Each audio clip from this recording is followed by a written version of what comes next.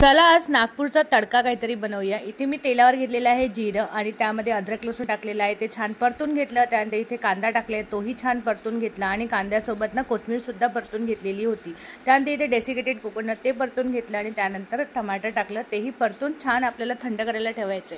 इथे बेसन घेतलं, त्यामध्ये ओवा टाकलेलं होतं, धने जिऱ्याची पूड, जे काही आपले थोडे मसाले असतात ते, मीठ टाकलेलं होतं, थोडीशी कोथिंबीर आणि अगदी कमी पाण्यामध्ये याला तुम्ही छान मळून घ्यायचे। असे थोडेसे घट्टसर गोळे झाले पाहिजे अशा पद्धतीने। थंड झालेला मसाला बारीक ग्राइंड करून घेतलेला होता। त्यानंतर नेहमीप्रमाणे तडका केला आणि त्यानंतर त्यामध्ये टाकलेलं होतं आपला जो ग्राइंड केलेला मसाला आहे तो, आणि हिंग आवर्जून टाका।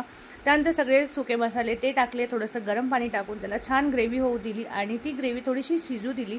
त्यानंतर इथे आपण जे बेसनाचे गोळे बनवले होते त्याला छान लाटून कट करून घ्यायचे आहे, थोडेसे पातळ पातळच लाटा आणि बघ ते सगळे त्याला ग्रेव्हीमध्ये सोडा आणि मस्त अशी त्याला उकळी येऊ द्या। तर आमच्या इथे याला पाटवडीची भाजी म्हणतात, तुमच्याकडे काय म्हणतात नक्की कमेंट करून सांगा।